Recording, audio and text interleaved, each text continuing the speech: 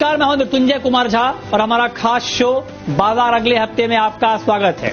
इस खास शो में हम आपको बताते हैं शुक्रवार के मार्केट का पूरा एक्शन, हफ्ते के आखिरी कारोबारी दिन के बाजार का पूरा एक्शन और साथ ही अगले हफ्ते के मार्केट का मूड माहौल कैसा रहने वाला है और खास करके सोमवार का बाजार कैसा रहेगा, आपके लिए कहां पर कमाई के मौके बनेंगे, ये हम आपको बताते हैं। तो आज आपकी तैयारी कराने के लिए हमारे साथ हैं जी बिजनेस के मैनेजिंग एडिटर अनिल सिंघवी।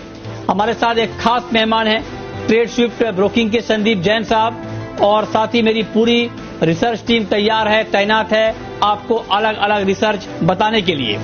कुशल आज हमें बताएंगे बाजार का पूरा एक्शन, मानसी हमें बताएंगी अगले हफ्ते के ट्रिगर्स क्या हैं और वैक्सीन लॉन्च होने से किन कंपनियों को राहत मिलेगी और किन कंपनियों पर आफत आएगी, ये हम जानेंगे देवांशी से। और संदीप बताएंगे पेट्रोनेट एलएनजी के नतीजे कैसे रहेंगे। तो ये सारी बातें होंगी, लेकिन सबसे पहले आपको बताते हैं कि हफ्ते का आखिरी कारोबारी दिन बाजार के लिए कैसा रहा। तो कमजोर ग्लोबल संकेतों से बाजार पर दबाव दिखा। हफ्ते के आखिरी कारोबारी दिन सेंसेक्स निफ्टी भारी गिरावट के साथ बंद हुए। सेंसेक्स 433 अंकों की गिरावट के साथ 37,877 के स्तर पर बंद हुआ। वहीं निफ्टी 122 पॉइंट गिरकर 11,180 के स्तर पर बंद हुआ। बैंक निफ्टी 516 अंक गिरकर 21,680 के स्तर पर बंद हुआ। और अब आपको बताते हैं कि शुक्रवार के मार्केट में विदेशी निवेशकों ने और घरेलू निवेशकों ने कितनी खरीदारी या बिकवाली की है। तो एफआईआईज यानी विदेशी संस्थागत निवेशकों ने कैश मार्केट में करीब 46.5 करोड़ रुपए की खरीदारी की। वहीं डीआईआईज यानी घरेलू संस्थागत निवेशकों ने 797 करोड़ के आसपास की बिकवाली की है।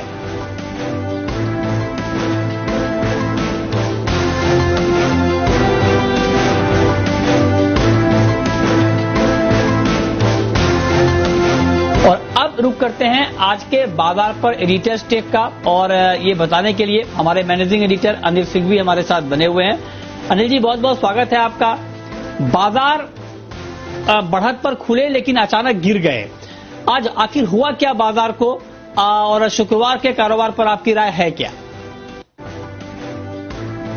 हफ्ते के आखिरी दिन, आखिरी कुछ घंटे बाजार पर भारी पड़ गए। पूरे हफ्ते मजबूती देखने के बाद बाजार ने आखिरी 2-3 घंटों में अच्छी खासी मुनाफा वसूली दिखाई। आज भी शुरुआत अच्छी हुई थी, बेहद मजबूत, और दिन भर बाजार 11,300 के ऊपर टिकने में कामयाब रहे। निफ्टी पर, बैंक निफ्टी पर 22,200, 22,300 के आसपास टिके रहने में कामयाब रहे। लेकिन उसके बाद मिड सेशन के बाद प्रॉफिट बुकिंग हावी होती दिखी, और यह प्रॉफिट बुकिंग आई दुनिया भर के बाजारों की वजह से। यूरोप की कमजोर शुरुआत, डाउ फ्यूचर 150-200 पॉइंट नीचे हुए, तो भारतीय बाजारों में ऐसा लगा कि करेक्शन का वक्त आ गया। अच्छा, करेक्शन से भी कोई समस्या दिक्कत है नहीं, इतने बढ़े हुए बाजार हैं, थोड़ा तो गिरेंगे, हम भी जानते हैं, सब जानते हैं। लेकिन क्लोजिंग आज की बड़ी अहमियत वाली थी, क्योंकि हफ्ते की क्लोजिंग है ना, शुक्रवार की क्लोजिंग। तो पिछले हफ्ते के मुकाबले में बड़े लंबे समय बाद हम हफ्ते दर हफ्ते नीचे बंद हुए। 11,200 के नीचे की क्लोजिंग थोड़ी सी बाजार में निराश करने वाली है। बैंक निफ्टी में तो 22,000 के काफी नीचे जाकर बंद हुए और पिछले हफ्ते के मुकाबले में, और आज 500 पॉइंट की गिरावट बैंक निफ्टी में क्लोजिंग बेसिस पर भी रही। तो ये थोड़ा सा दिक्कत वाला मामला था। तो एक अच्छा साइजेबल करेक्शन आया, और सबसे बड़ी बात है कि इस करेक्शन में ट्रेडर्स बहुत अच्छे तरीके से निकल नहीं पाए तेजी की पोजीशन से, क्योंकि अचानक से आया और मूड माहौल ग्लोबल मार्केट्स का एकदम से बदला, तो तेजी की पोजीशन अटकी हुई रह गई। अब देखते हैं क्या कुछ होता है आगे, लेकिन थोड़ी सी सावधानी के, हल्की सी सावधानी के संकेत आए। अभी भी ऐसा नहीं कि ट्रेंड बदल गया हो और बहुत कुछ खराब हो गया हो, लेकिन हाँ, हल्की सावधानी का पहला संकेत आया है। देखते हैं अब अभी तक जो थोड़ा बहुत एक्शन हुआ है करेक्शन का, वो सिर्फ और सिर्फ दिग्गज शेयरों में हुआ है और कुछ ही सेक्टर्स में। सारे सेक्टर्स अब भी कमजोर नहीं थे, और mid cap small cap share अब भी मजबूती के साथ ही ट्रेड करते हुए दिखे। तो अब अगला हफ्ता इस लिहाज से बेहद निर्णायक रहेगा। लेकिन ओवरऑल कह सकते हैं कि हफ्ते के आखिरी दिन जो क्लोजिंग मिली है, वो थोड़ी सी सावधानी और सतर्कता लाने वाली है कि तेजी की पोजीशन कम करने का वक्त है, और फिर से करेक्शन के बाद फुल फ्लेज तेजी की तैयारी करेंगे। लेकिन फिलहाल सावधानी का वक्त। और अब आपको बताते हैं कि आज के बाजार में कौन कौन से ऐसे सेक्टर रहे जहां पर एक्शन दिखा है, और ये समझाने के लिए, बताने के लिए हमारे साथ हमारे सहयोगी कुशल गुप्ता जुड़े हैं। कुशल, बताइए। जी, तो कारोबारी हफ्ते के आखिरी दिन आज बाजार जो है भारी बिकवाली के साथ बंद होता हुआ दिखा और फर्स्ट हाफ में जो स्टेबिलिटी थी वो सेकेंड हाफ में गिरावट में तब्दील होती हुई दिखी, पर आखिरी एक घंटे में थोड़ा सा मार्केट जो है फिर से स्थिरता जो है वापस से पकड़ता हुआ नजर आया। साथ ही अगर आप निफ्टी में गिरने वाले शेयरों की सूची देखेंगे तो वहां पे काफी लंबी लिस्ट थी, जिसमें ऑटो स्पेस जो थे वो लीड करते हुए नजर आ रहे थे। गिरावट में आयशर मोटर्स, टाटा मोटर्स जैसे शेयर जो है 5 से 7% तक गिरते हुए दिखे। साथ ही निफ्टी में बढ़ने वाले शेयरों की सूची में मेटल काउंटर्स काफी आगे रहे, जिसमें जेएसडब्ल्यू स्टील जो है टॉप गेनर निकल कर आया। साथ ही फार्मा स्पेस भी आज 2-3 दिन की गिरावट के बाद काफी एक्टिव होता हुआ दिखा। ऑटो स्पेस में गिरावट जो आयशर मोटर्स और टाटा मोटर्स में हुई थी, उसके साथ साथ बॉश और टीवीएस मोटर्स में भी आपको आज गिरावट का रुझान देखने को मिला। 2 से 2.5% का फॉल यहां पर रहा। साथ ही बैंकिंग स्पेस जो था आज काफी वीक निकल कर आया, जिसमें bank of Baroda, RBL bank जैसे शेयरों में 5 से 6% का इंट्रीडी गिरावट हमें देखने को मिली। साथ ही एनबीएफसी स्पेस यहां पर काफी ज्यादा गिरावट आज भी ये सत्र में देखने को मिली, जिसमें आईबी हाउसिंग, एल&टी फाइनेंस जैसे शेयर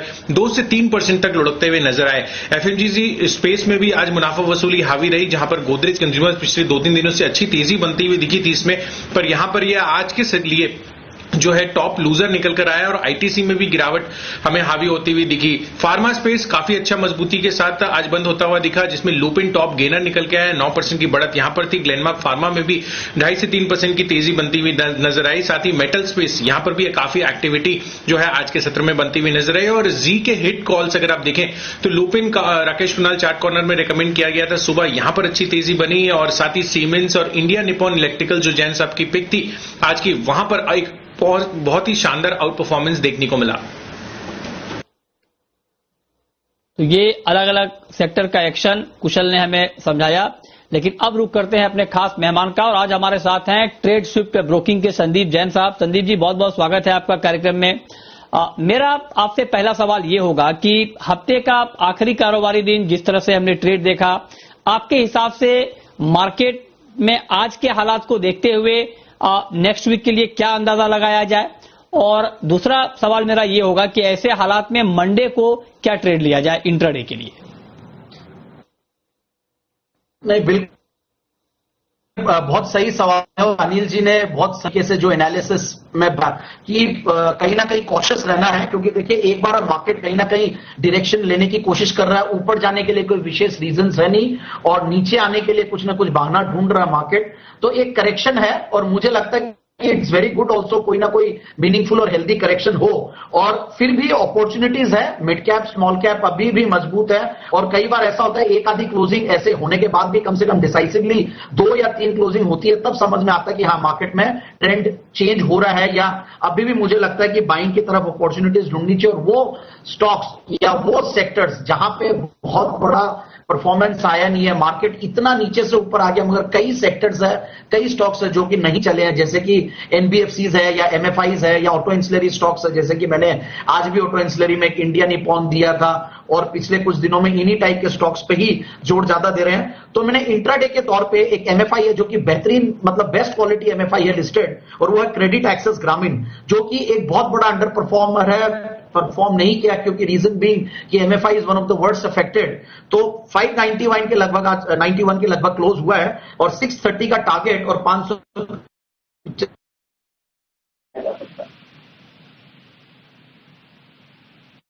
जी। तो ये आपके लिए ट्रेड है कि जहां पर आप ट्रेड ले सकते हैं और आगे का मार्केट कैसा रहेगा, कैसा रह सकता है, ये आपको संदीप जी ने बताया। संदीप जी, पोजिशनल ट्रेड कुछ बताना चाहेंगे आप इस मार्केट में?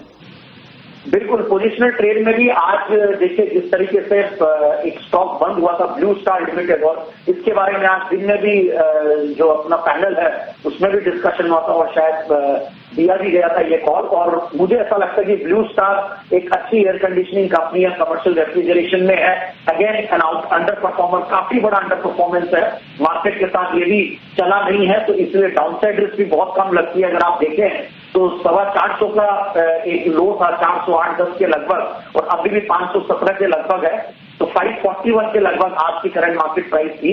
तो मुझे लगता है कि स्टॉक में 495 का स्टॉप लॉस लगा के 630 से लेकर 670 तक का पोजिशनल टारगेट लिया जा सकता है। अगर कहीं भी मूव आता है तो मीनिंगफुल एक अपसाइड मिल सकता है, तो मेरे हिसाब से आने वाले हफ्ते के लिए ये स्टॉक अच्छा रिटर्न दे सकता है। ठीक है, ये 2 कॉल आपके लिए जहां पर अगले हफ्ते आप नजर रख सकते हैं, आप ट्रेड ले सकते हैं। आगे बढ़ते हैं, अब बात करते हैं कुछ और महत्वपूर्ण रिसर्च की। रूस ने सबसे पहले कोरोना वैक्सीन लॉन्च कर दी है। वैक्सीन के लॉन्च होने से किन कंपनियों को राहत मिलेगी और किन कंपनियों पर ये आफत साबित होगी, ये रिसर्च लेकर देवांशी हमारे साथ जुड़ रही हैं। देवांशी, बताइए। इस हफ्ते कोरोना से जुड़ी एक पॉजिटिव खबर हम सबने सुनी है। जी, हम सब जानते हैं कि रशिया ये पहला देश बना है जिसने कोरोना की वैक्सीन लॉन्च कर दी है। यही नहीं, रूस के हेल्थ मिनिस्ट्री ने समय से पहले ही इस वैक्सीन को मंजूरी दे दी है। साथ ही इंटरेस्टिंग बात यही थी कि रशिया के जो प्रेसिडेंट है पुतिन, उनकी बेटी ने ही पहला डोज इस वैक्सीन का लिया था। तो ये काफी इंटरेस्टिंग खबर जरूर आती हुई दिखी थी। अब आप देखिए, WHO का ये हालांकि कहना था कि इसको मंजूरी मिलने से पहले या वर्ल्ड वाइड ये वैक्सीन एक्सेप्ट होने से पहले इसकी जो सेफ्टी डेटा है इसको मेजर किया जाएगा और उसके बाद ही इस पर अप्रूवल्स आते हुए दिखेंगे। लेकिन आप देखिए, ये जो खबर थी वो काफी पॉजिटिव थी, लेकिन कई ऐसे सेक्टर्स हैं जिनके लिए इस लॉन्च से जो मूड है वो काफी पॉजिटिव होता हुआ दिखा। दूसरी तरफ फार्मा, ये एक सेक्टर है जहां पे हम देख रहे थे लगातार तेजी होती हुई दिखी थी वैक्सीन आने से पहले, लेकिन अब क्योंकि वैक्सीन धीरे धीरे लॉन्च होते हुए दिखेंगे, सारी ऐसी कंपनीज हैं जो धीरे धीरे कोरोना की दवाई ढूंढ रही है। इसके चलते अब हम देखेंगे फार्मा शेयरों में हल्की सी ऊपरी लेवल से मुनाफा वसूली आती हुई दिखेगी। वैक्सीन की खबर से फार्मा सेक्टर पर थोड़ी सी असर होती हुई दिखी है। भारत में मंजूरी मिलने से पहले फेज 2, फेज 3 ट्रायल करने जरूरी होंगे, लेकिन इमरजेंसी यूज जैसे कि रेमडेसिविर को मिलता हुआ दिखा था। अगर ऐसे ही इस वैक्सीन को मिल जाता है तो कई ऐसी फार्मा कंपनीज हैं जिन पे ऊपरी लेवल से थोड़ा सा दबाव आता हुआ दिखेगा। ये वो कंपनीज है जो ऑलरेडी कोरोना से जुड़ी दवाई बेच रहे हैं, जैसे कि रेमडेसिविर बेच रहे हैं, Jubilant life, Cipla, Glenmark, doctor Reddy's, Cadila, Lupin, ये सारी कंपनीज हैं जिसमें हमने लगातार तेजी देखी और ऊपरी लेवल से इसके चलते थोड़ा सा दबाव आता हुआ दिखेगा। तो ये है, थोड़ी सी मंदी के मूड यहाँ पे बनते हुए दिख सकते हैं। लेकिन दूसरी तरफ ये खबर काफी पॉजिटिव है कई सेक्टर्स के लिए, स्पेशली उन सेक्टर्स के लिए जहां पे लॉकडाउन के चलते काफी असर होता हुआ दिखा है। ये 2 सेक्टर्स जहां पे सबसे ज्यादा इंपैक्ट होता हुआ दिखेगा पॉजिटिव, वो होगा मल्टीप्लेक्सेस और साथ ही एयरलाइन कंपनीज। आप देखिए, सबसे पहले अगर मैं मल्टीप्लेक्सेस की बात करूं तो लॉकडाउन के चलते भारी असर होता हुआ दिखा इन कंपनीज को। पहली मार्च से लेके अब तक आइनॉक्स, पीवीआर ने करीब 36% से लेके 40% तक के नेगेटिव रिटर्न्स दिए हैं। अब वो थोड़े से रिवर्स होते हुए दिखेंगे धीरे धीरे। और साथ ही एविएशन कंपनीज में भी हमने देखा है 20% से 40% तक के नेगेटिव रिटर्न्स। धीरे धीरे हम देखेंगे कि यहाँ पे क्षमता विस्तार थोड़ा सा बढ़ता हुआ दिखेगा और इसके चलते एविएशन कंपनीज को भी थोड़ा फायदा होता हुआ दिखेगा। तो इसके चलते हम देख रहे हैं कई ऐसे सेक्टर्स हैं जहां पे ऊपरी लेवल से मुनाफा वसूली आएगी, लेकिन दूसरे सेक्टर्स में लोअर लेवल से अच्छी रिकवरी आने के संकेत जरूर बनते हुए दिख रहे हैं। ठीक है, तो ये एक महत्वपूर्ण रिसर्च। लेकिन आगे बढ़ते हैं और अब आपको बताते हैं कि अगले हफ्ते के लिए बाजार के लिए महत्वपूर्ण ट्रिगर्स कौन कौन से हैं जिस पर बाजार की नजर है और जिन ट्रिगर्स के दम पर बाजार की चाल इधर उधर हो सकती है। ये डिटेल समझाने के लिए मानसी हमारे साथ जुड़ रही हैं। मानसी, बताइए। जी बिल्कुल, कई सारे इवेंट्स हैं, कई सारे ट्रिगर्स हैं जिस पर फोकस रहेगा। सबसे पहले नतीजों की अगर बात करें, अगले हफ्ते निफ्टी स्पेस में जी एंटरटेनमेंट के नतीजे आते दिखेंगे। इसके अलावा वायदा बाजार में पेट्रोनेट एलएनजी और मुथूट फाइनेंस के नंबर्स पर फोकस रहेगा। साथ ही 17 अगस्त यानी कि सोमवार के दिन टीडी सैट में ट्राई वर्सेस वोडाफोन आइडिया मामले पर अगली सुनवाई होने जा रही है। इसी दिन कोल माइनिंग प्राइवेटाइजेशन केस पर भी सुप्रीम कोर्ट में सुनवाई होने जा रही है। साथ ही सैटिन क्रेडिट केयर की बोर्ड बैठक होगी जहां पर बोर्ड एनसीडी के जरिए 100 करोड़ जुटाने पर सोच विचार करेगा। मिंडा इंडस्ट्रीज के राइट इश्यू की 17 अगस्त रिकॉर्ड डेट होगी। हेल्थ केयर ग्लोबल का ओपन ऑफर 17 अगस्त को खुलेगा। वहीं रेल पीएसयू 17 अगस्त तक प्रोजेक्ट के लिए बोलियां जमा करेंगी, ये डेडलाइन है, इस पर ध्यान रहे। 18 अगस्त मंगलवार के दिन स्पेंसर्स रिटेल राइट्स इश्यू इस दिन बंद होने जा रहा है। 19 अगस्त यानी कि बुधवार के दिन एफओएमसी बैठक के मिनट्स जारी होते हुए दिखेंगे। इसी दिन मुथूट फाइनेंस की कर्ज सीमा बढ़ाने पर भी एक बोर्ड बैठक होने जा रही है। साथ ही गुरुवार का दिन यानी कि 20 अगस्त एमपीसी यानी कि मॉनेटरी पॉलिसी कमेटी मीटिंग के मिनट्स इस दिन जारी होते हुए दिखेंगे। 21 अगस्त शुक्रवार के दिन जेट एयरवेज बैंक्रप्सी प्रक्रिया पूरी करने की टाइमलाइन है और साथ ही इसी दिन एमएनएम फाइनेंस राइट इश्यू के शेयर का अलॉटमेंट भी होगा।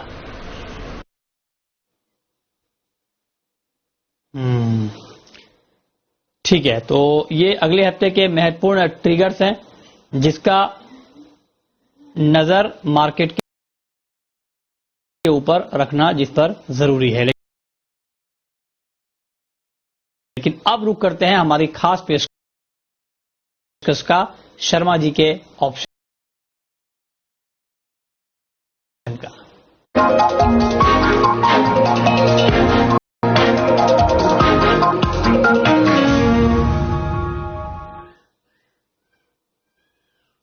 और ऑप्शन का ये ट्रेड बताने के लिए हमारे साथ एचडीएफसी सिक्योरिटीज के वीके शर्मा साहब जुड़ चुके हैं। सर बहुत बहुत स्वागत है आपका। शर्मा जी बताइए सर, मंडे को ऑप्शन में कहां पर ट्रेड लिया जाए? जी नमस्ते। मैं मंडे के लिए सिप्ला लेके आया हूं और सिप्ला में 730 का कॉल मैं सर्च कर रहा हूं। तो इससे क्या होता है कि नीचे का लेवल होगा, लेकिन जो प्रीमियम है वो थोड़ा बड़ा होगा, 51.55 रुपए। तो आपकी जो टोटल जो वैल्यू बनती है वो करीब 781 रुपए बनती है। उसके ऊपर जाएगा तब आपको फायदा होता है। लेकिन जो कॉल इसमें प्रॉफिट होने के ज्यादा चांसेस हैं, बिकॉज ये नीचे के लेवल का कॉल है, तो ये जल्दी प्रॉफिट होगा इसमें। अगर ऑप्शन आपको चाहिए तो 780 का भी 22 रुपए का कॉल ले सकते हैं, लेकिन मैंने किया है 730 का कॉल 51.55 रुपए पे लिया जाए। स्टॉप लॉस 35 रुपए और टारगेट रहेगा 80। तो ऐसे मार्केट के अंदर फार्मा ही ठीक था और इसलिए मैंने उसी सेक्टर से स्टॉक चुना है जो रिलेटिव सेंस में बेहतर परफॉर्म कर सकता है। जी बहुत शुक्रिया सर आपका ऑप्शन का ये ट्रेड बताने के लिए। और अब वक्त है एक ब्रेक का, और ब्रेक के बाद आपको बताएंगे कि सोमवार के लिए आपकी स्ट्रेटजी क्या होनी चाहिए और लंबे समय के लिए अगर आप निवेश करना चाहते हैं तो आपको कहां पर पैसा लगाना चाहिए, ये हम आपको बताएंगे ब्रेक के बाद। आप बने रहिए हमारे साथ।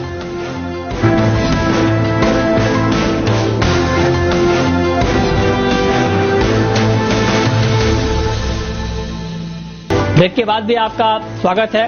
और अब वक्त है ये जानने का कि मंडे का मार्केट कैसा रहेगा और मंडे के लिए आपकी स्ट्रेटजी क्या होनी चाहिए, और ये बताने के लिए हमारे मैनेजिंग एडिटर अनिल सिंह भी हमारे साथ बने हुए हैं।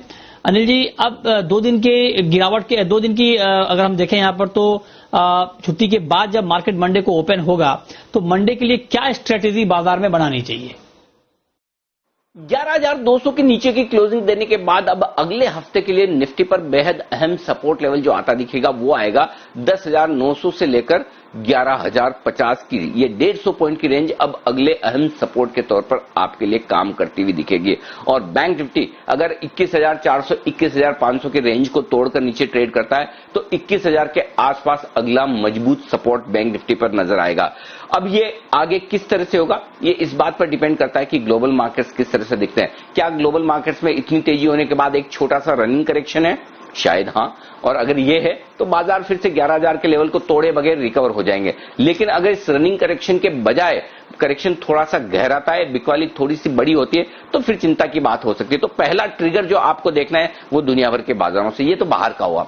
हमारे यहां का क्या, हमारे यहां एफआईज और घरेलू फंड्स की जो बिकवाली हो रही है, थोड़ी सी घरेलू फंड्स की ज्यादा है, एफआईज हाथ खींच रहे हैं खरीदारी से।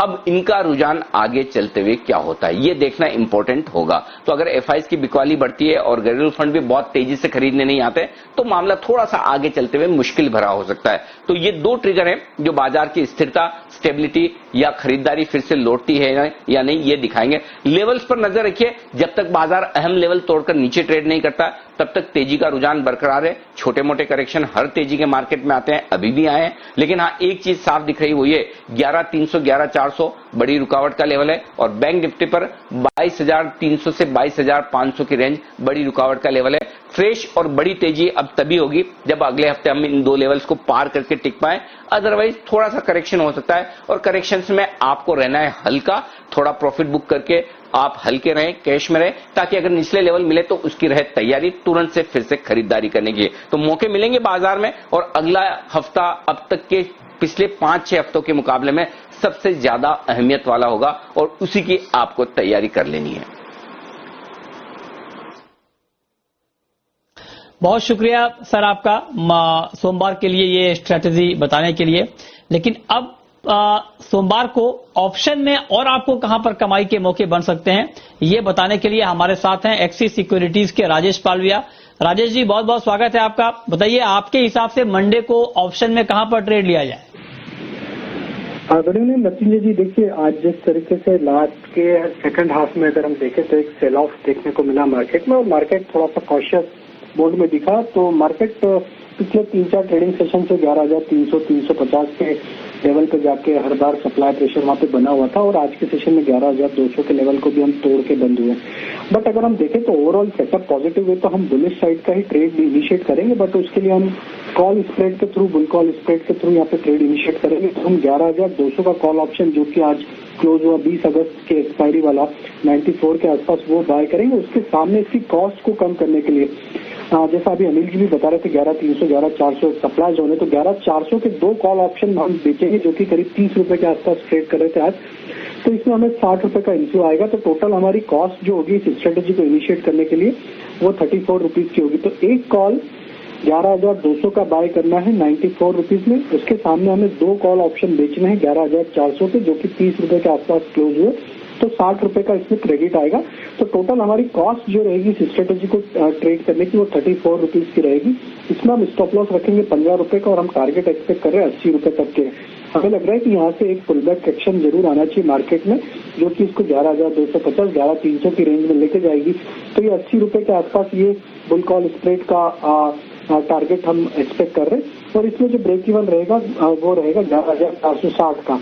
तो जब तक मार्केट इसके ऊपर नहीं क्रॉस करता हम ये स्ट्रेटेजी में प्रॉफिटेबल रहेंगे। जो ये एक स्ट्रेटेजी हम एडवाइस कर रहे हैं, जो कि मंडे के सेशन में डिप्लॉय करना चाहिए ट्रेडर को लॉन्ग साइड का ट्रेड इनिशिएट करने के लिए। और जो स्टॉक हमें अट्रैक्टिव लग रहा है वो लग रहा है सीमेंस का। सीमेंस में 1200 के ऊपर ब्रेकआउट देखने को मिला, तो हम एडवाइस करेंगे कि सीमेंस का स्टॉक यहाँ से बाय करने की चल सकते हैं। 1185 का स्टॉप लॉस रखेंगे, और हमें लगता है 1260 तक के टारगेट सीमेंस के स्टॉक में देखने को मिलेंगे। जी, और कोई खास स्टॉक सर जहां पर? अच्छा ठीक है, चलिए बहुत बहुत शुक्रिया राजेश पालविया जी आपका ऑप्शन का ये ट्रेड बताने के लिए। अब संदीप जी आखिरी सवाल मेरा आपसे ये होगा कि लॉन्ग टर्म के लिए, लंबे समय के लिए इस बाजार में कहां पर निवेश किया जाए? बिल्कुल, मैं जो थीम को फॉलो कर रहा हूं, जो अंडर परफॉर्मर्स है, जो मार्केट के साथ चले नहीं है, उन्हीं स्टॉक्स को मैंने लाने की कोशिश की है। और वो इस बार है फिनोलेक्स केबल्स लिमिटेड। एक बेहतरीन कंपनी है, मैन्युफैक्चरिंग ऑफ इलेक्ट्रिकल केबल्स में है, one of the leading and largest manufacturers है इंडिया में। और सबसे बढ़िया बात है, बहुत बढ़िया लेवल्स पे है। कुछ प्रोमोटर्स के बीच में फैमिली डिस्प्यूट्स की वजह से ये स्टॉक थोड़ा सा अंडर परफॉर्मर रहा है, बट यही चीज मुझे अपॉर्चुनिटी दी है। एक डेट फ्री कंपनी है, 10 के 3 मल्टीपल पे, रिटर्न ऑन कैपिटल एम्प्लॉयड करीब 23-24 का, और पिछले अगर 5 साल की 3 साल की ग्रोथ दिखे तो 9-10% की है। प्रॉफिट की ग्रोथ करीब 14-15% की है। डेट फ्री कंपनी, जितनी बुरी लॉकडाउन की वजह से इंपैक्ट आना था, सब कुछ भाव में कहीं ना कहीं डिस्काउंटेड है। मुझे लगता है कि इन लेवल्स पे ये स्टॉक को बिल्कुल लेना चाहिए। और सबसे बढ़िया बात है, पिछले 3 साल में -18.5% का नेगेटिव रिटर्न दिया हुआ स्टॉक, तो इसीलिए डाउनसाइड बहुत कम लगती है। और ओवरऑल मुझे लगता है कि 280 पे क्लोजिंग हुई आज की, 350 से लेकर 390 तक के टारगेट के लिए लॉन्ग टर्म के हिसाब से इस स्टॉक बिल्कुल लिया जा सकता है। जी, बहुत शुक्रिया संदीप जी आपका, और साथ ही मेरी पूरी रिसर्च टीम का बताने के लिए कि शुक्रवार का मार्केट कैसा रहा, किस तरह का एक्शन दिखा, और मंडे का मार्केट कैसा रह सकता है, कहां पर कमाई के मौके बढ़ सकते हैं और लॉन्ग टर्म के लिए कहां पर निवेश कर सकते हैं। तो फिलहाल इस बुलेटिन में इतना ही। वक्त है ब्रेक का। ब्रेक के बाद भी खबरें लगातार जारी हैं। नमस्कार।